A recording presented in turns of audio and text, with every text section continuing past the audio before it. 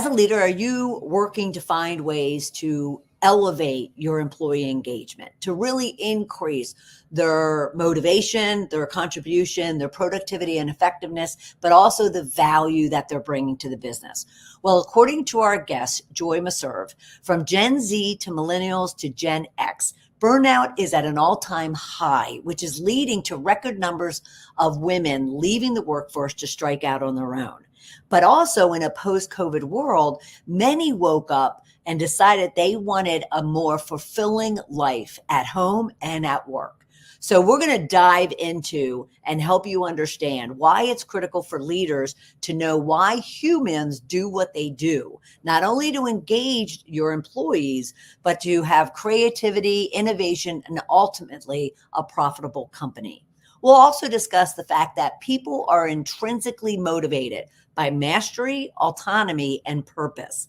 So we will discuss ways to help you give others ownership over projects that play to their strengths, challenge them, and recognize them, ultimately leading to more happy, satisfied, and valuable employees. So stay with us. Welcome, welcome, welcome to Shedding the Corporate Bitch, the podcast that transforms female corporate executives into powerhouse leaders by showing them how to shed the challenges and overwhelm, along with any fear, insecurity, self-doubt, and negativity holding them back. I'm your host, Bernadette Bose of Ball of Fire Coaching, bringing you powerhouse discussions each week to share tips, advice, and sometimes tough love so you create the riches in your work and life you deserve. Let's do this. Joy, how are you? Good. So excited to be here. I'm excited to have you because first off, your name just makes me want to just just smile. It just is such a wonderful, wonderful name, and it brings about a wonderful, wonderful emotion. So I thank you for that. Thank you. Yeah, I'm finally leaning into it. So. Oh, is that right? Yeah. Oh, okay. Well, before we get into this very intriguing conversation, I must say, around partner leadership, help us, our viewers and listeners, really understand Joy first so they can connect and relate with you. Of course. So I live in Los Angeles, California. I'm a mom of two teens, 14 and 17. One's heading off to college next year. So we're in the waiting to find out phase now that he's applied to 20 schools. That was a feat.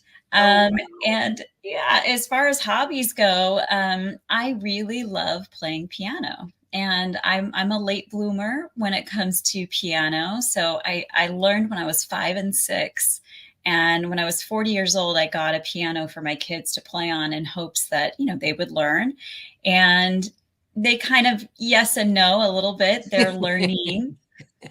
And but I'm the one that fell in love with it. And so I begged my mom to teach me and to relearn it. And so at 40 years old, I said, I'm going to learn piano and I just need to play Moonlight Sonata. And so, so I can play Moonlight Sonata and beyond, can read notes and figure out music. Certainly I'm not a pianist by any standard of that word, but I love it. It's so much fun. Yeah, I can imagine. And I'm going to correct you because I learned this when I was writing my book and my screenplays. I'd be like, I'm not really a writer. I'm not a screenwriter. And people were like, you're writing, you're a writer. So you're playing the piano. You're a pianist. Oh, okay. You're a pianist. Yes. I will take that from you, Bernadette. And it's a beautiful, the piano. I never had the ability. But the piano was in our family with my mother and a couple of my sisters, and it's a beautiful instrument. So, hey, it's never too late. It's never too late to start something. That's what I'm saying. Never too late to learn. And I'm self-taught and I actually enjoy that part. Right. The idea of figuring it out for myself. Nice. Very nice. Well, let's get into this conversation around partner leadership because I'm extremely intrigued. So first off, how do you define and what's your view on partner leadership? Mm. Yeah, partner leadership is about, at its crux, it is about tapping into the intrinsic motivation, our internal drive of our employees in order to engage them, in order to motivate them, in order to give them more fulfillment and joy at work. And so it's really about observation. At the bottom level of it, it's about, as a leader, we have folks, we get people that are gifts to us. If you're in charge of 4 direct reports, those are 4 gifts in your care. And we want to sink into observing them and figuring out what they really love to do, what are their strengths, and then figure out a way to create that for them at work, giving them ownership and autonomy so they can move toward mastery of that thing that they love while Right. they're at work. Yeah. Well, I just love that they are gifts to us. I don't know how many leaders or so-called leaders really view their employees in such a way. Yes, you've heard, that you hear the term, people are our number one asset. Yes. But at the same time, I think that's kind of gotten used and abused over the Right. decades. And yet I love that. Gifts. Employees are gifts. Mm-hmm. Absolutely love that. So can I look at partner leadership too in a way of, as a leader, you are partnering to really understand your employee one-on-one and Mm-hmm. then as a collective, to Yes. where then you're, like you said, you're leveraging all the intrinsic motivators that would make that employee as productive as possible. You got it. Well Okay. said. Love that. Partner. So Yeah. partner leadership. Yeah. Absolutely. Well, I love that. Yeah. And you mentioned a couple of things in that, in regards to employee engagement. What are you finding to be the biggest challenges today with employee engagement, to Mm. where you're looking to shift, leaders' mindsets to this partnering leadership Mhm. view? What are the challenges? Yeah. So the challenges are, we're finding more than ever, studies are coming out saying people are less engaged than ever. And so, there's a lot of, finger pointing at remote work being responsible for that. And I say, no, it's absolutely not the case. I managed a remote team for over 20 years. Mm-hmm. So I know that it's possible to engage those folks on a level that brings them joy and fulfillment while working. And so there's definitely different tactics and things you can do to pull that out. But in a nutshell, it's not that. Right. It's making sure that people are feeling seen, heard, and valued for their contributions. It's making sure that people have work, not all of it. It doesn't have to be 100% of their job, doesn't have to be something that really fills them up, but some portion of their job, I'd say a good 50% of their job should be working on things that they enjoy working on, that really play to their strengths. Right. And if a so-called leader did their job when placing that individual or hiring them, they would have put them in a role that leverages all of those skills and all of those talents and what they really love working on, right? Mm-hmm. Sure. That could be the case. But I always find, even if that's the case, they're put in that role, there's more. There's more that they could be doing that contributes to the company at a larger level. Yeah. And so I think leaders tend to think small, stay in your role, do your job. In fact, I heard an executive woman say that over dinner. I just wish people would stay in their lane. And I just kind of went,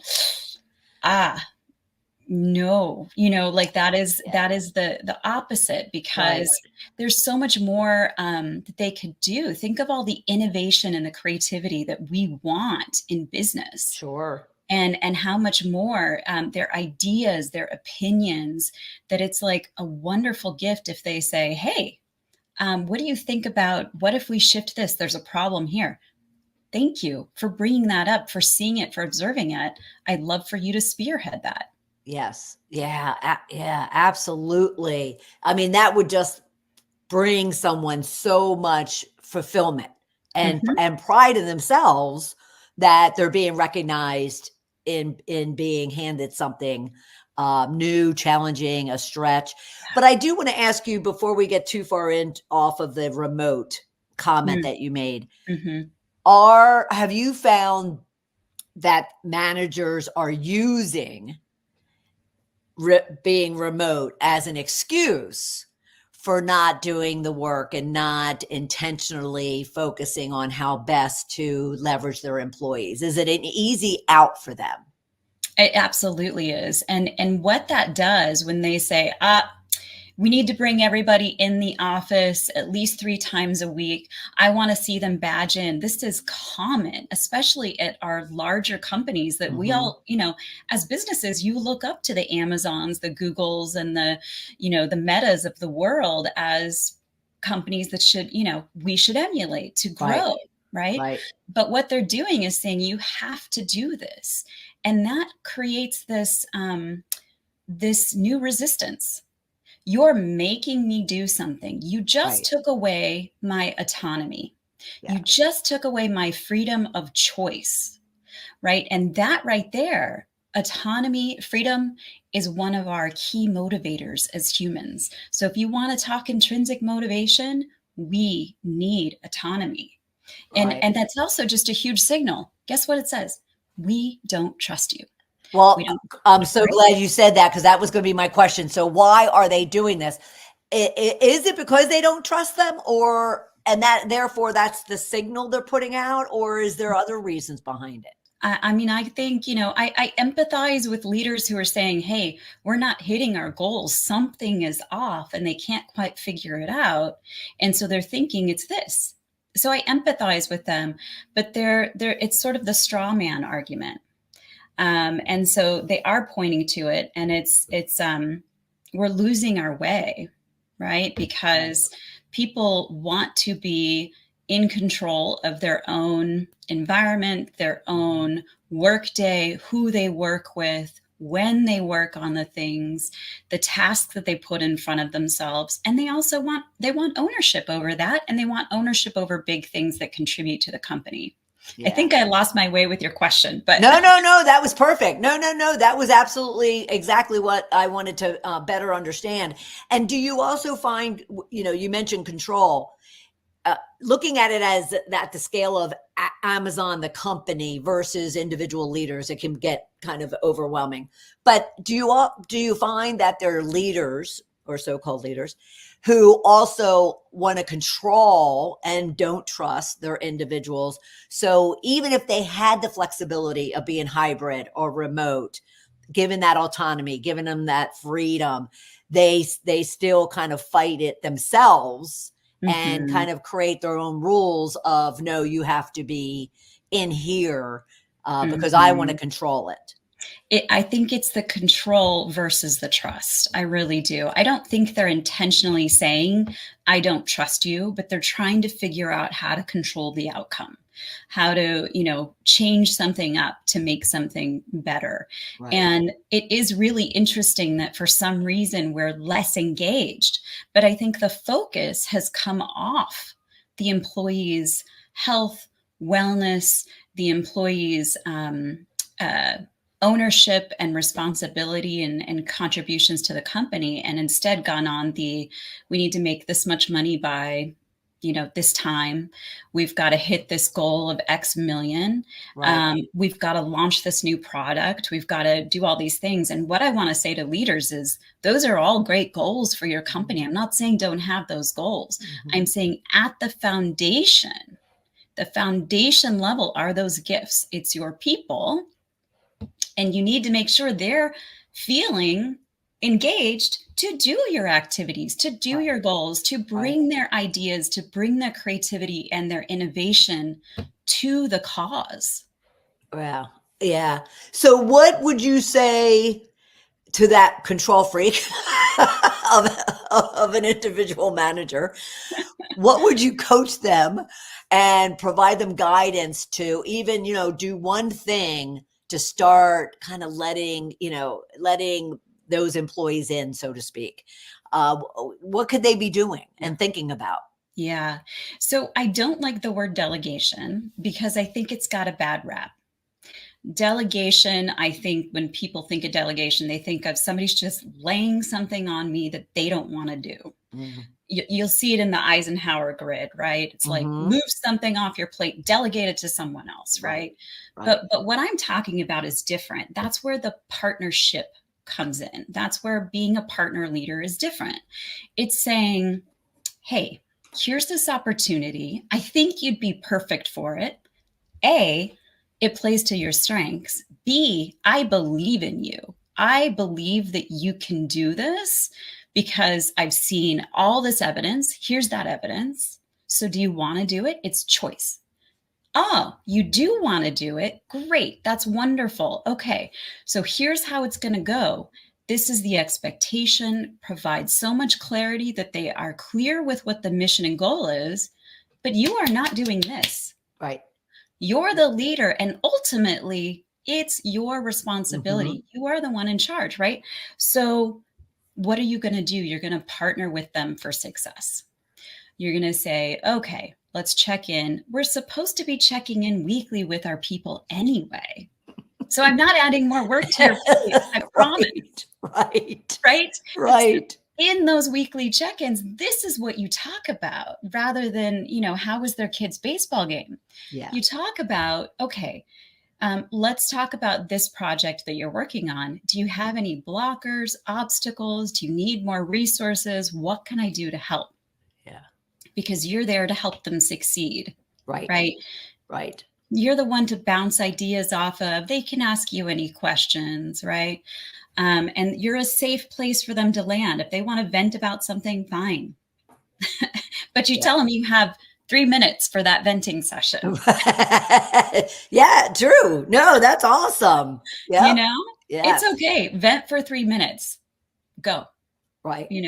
And then after that, here's the other key. So once they've done this wonderful thing, not only is it about recognizing them with specifics and saying, here's what I love that you're doing now, here's what I love that you did then, and all of these things, here's the impact that's had on the organization, here's your contribution I'm seeing to the organization by all the stuff that you're doing. At the end of it all, it's saying, let's give you a moment to shine. We've got to put you in front of the team to show them what you've just done. We're going to put you in front of maybe the CEO to share this. It could be in front of the board of directors if we're managing higher ups, right? Right. So give them an opportunity to shine, right? It could be as simple, I'm not a super fan, but it could be as simple as an email that goes out to the all company email that says, like, here's what this person did. They're phenomenal, right? I really appreciate them, and here's why. Yeah. But more importantly, it's a face-to-face interaction somewhere along the line. Zoom to Zoom. Fine. Right. So is that why you don't like email? Is because you like it to be more face to face? Yeah. So that person can really experience that in the moment. Although I will say, emails are powerful in terms of you can go back and look at that email at any time and say, like, look at what somebody wrote about me. And I want to, what did they say again? I used to keep a gratitude folder of, Yes.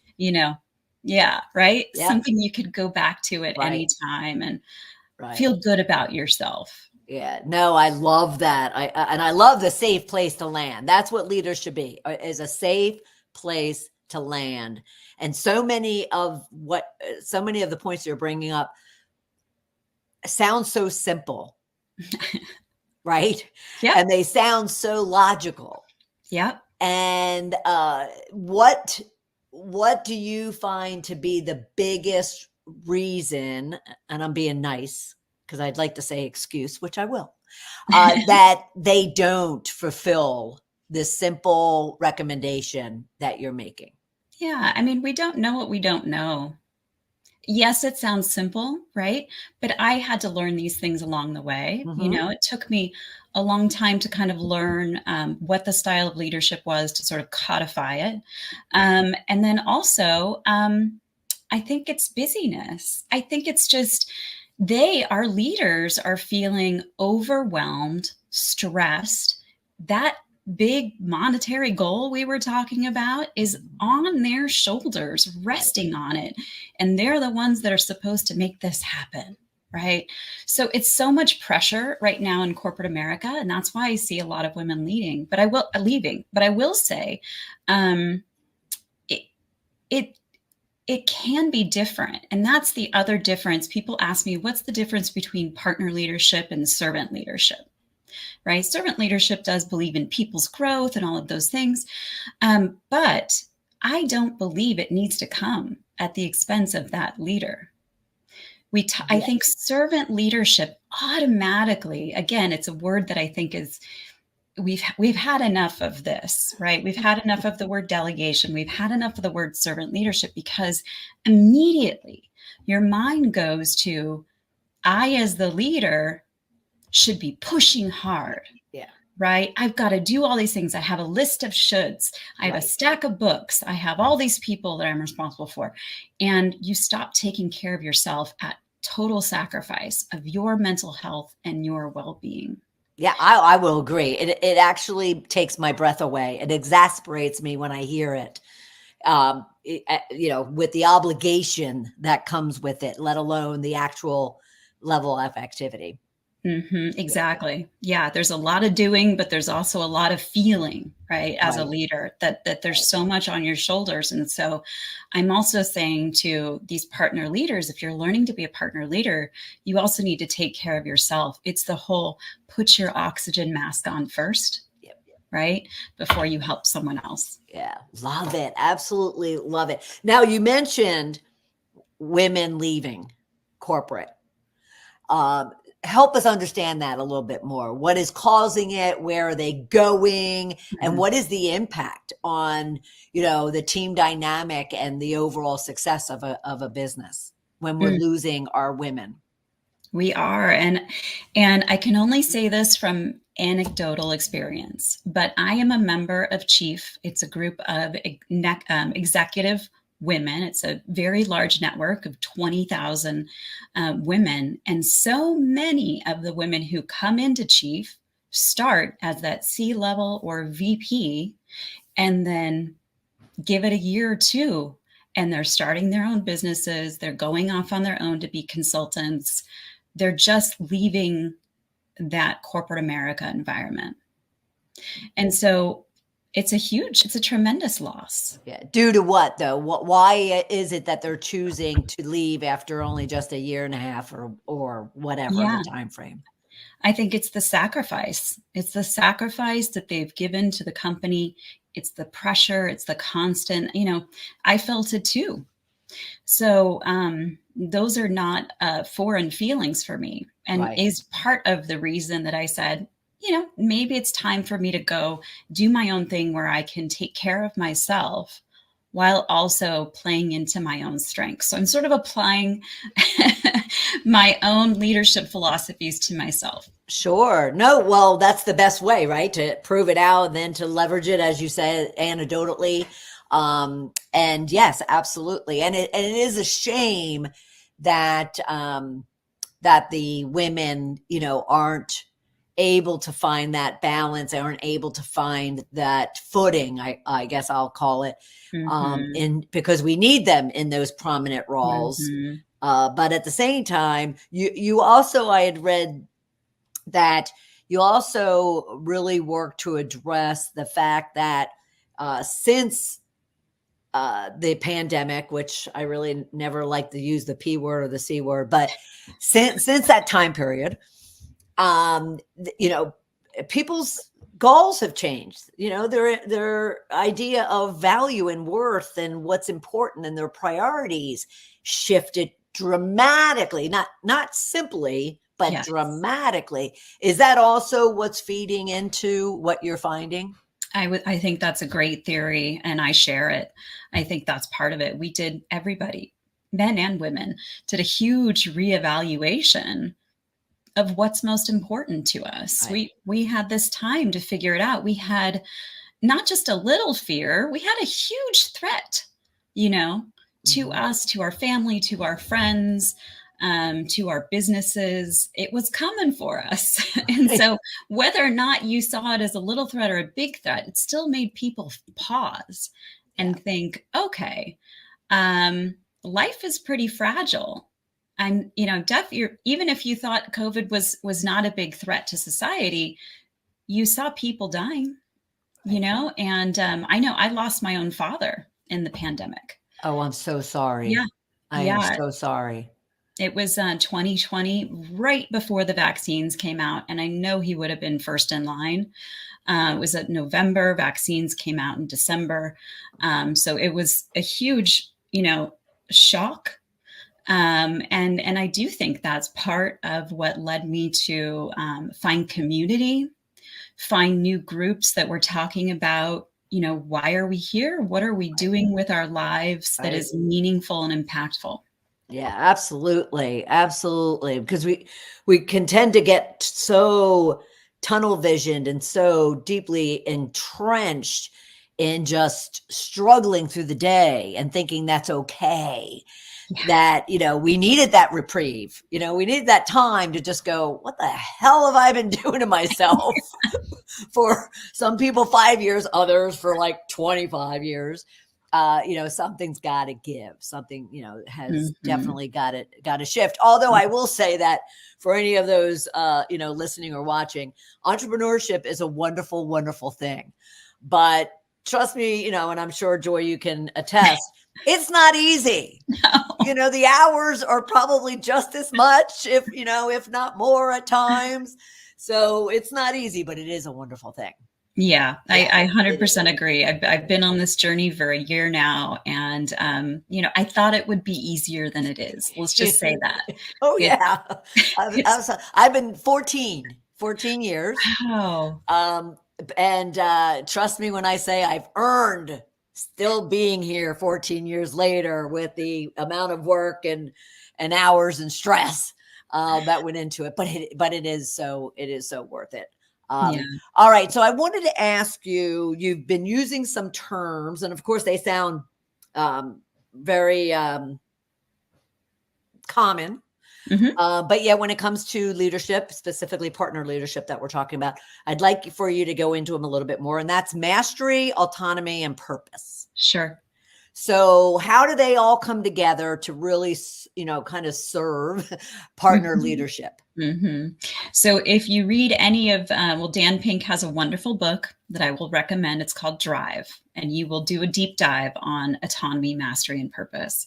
But I think the connection that I'm making is that when you provide true ownership to people in the workplace, you are owning this from soup to nuts, from A to Z, or it could be something small, doesn't have to be something huge, but you're owning it. People find, okay, I'm working toward mastery by doing this project. This is helping me get there. And when you give them ownership, what comes with it? Autonomy. And autonomy is our 4 T's, right? So you're going to give them choice over their tasks, their time, their techniques, and their team. Love that. Can you give them autonomy over the team 100% of the time? No, right? They're not necessarily always going out to hire people, but think about this as far as team. Can they pick somebody they want to work with on this project? That's choice over team, right? And so all of those things add up. And when we're talking about purpose, once you add all of this up, I always say you don't need to be working at a company that's curing cancer or solving climate change. Right. You just need to feel your contributions matter to the organization. That is your purpose. Yeah. No, I love that. And you made it so simple and powerful, and understandable to be able to implement.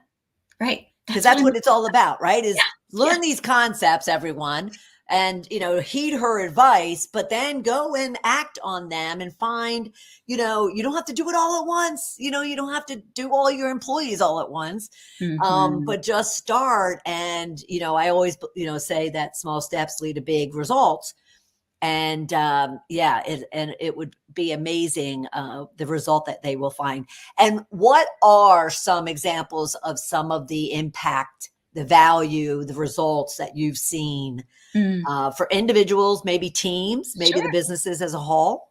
Yeah. So just going back into my 22 years of experience, I'll leave their names out. But yeah, one employee was really struggling with management, and she was in a management role. This role was multifaceted, though. It had so many other things, assets to, or parts to it.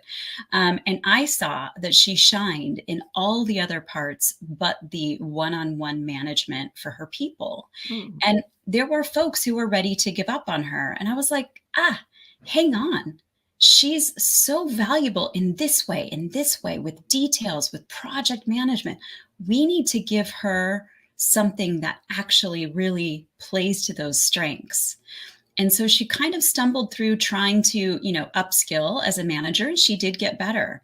But once we found the job for her in the company, could you please project manage all of our online courses? She's now in her best job ever. She's living her best life. She's actually managing, if you will, one of our VPs and making sure he's on time and delivering. Has she mastered the one-on-ones just yet? Yeah, I mean, I think she's doing it in her own way, right, but it's a way that plays to all of her strengths. So I love that example. And then I'll just give you one more of somebody coming up through the ranks. I noticed they were a tremendous verbal communicator when they started. So I slipped them something and I said, hey, would you review this pamphlet? I just want to get your insights. And so she took this and she gave really great feedback, like incredible. And I was like, oh, yay, I think I found another content writer for the team. I was getting really excited. So I'm like, well, what else can I have her do? Okay, she's going to join the committee, a group of people, nice, safe place for her to work on these skills, right? More content, taking on a bigger thing with our staff training.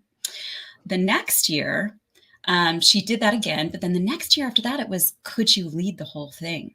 Oh, wow. Could you take this, all of it from soup to nuts, manage the team, manage the committee, manage the output, and make sure it's really a success? And she did phenomenally. She really came into her own. And here's the thing is, along the way, people are starting to notice, like, okay, wow, she's really good at that. Aha, I'm seeing her as a leader. I see her as somebody I can go to. Nice. Fast forward to when a promotion opened up, guess who got it? Right? Yeah. And so this is a long game. Right. This is not like a short-term fix. Yes. But these are long game ways to really create a workplace culture where people are feeling recognized, they're feeling purpose, right? They're driven by their own internal wants and desires to do well for the business. And that's how businesses thrive.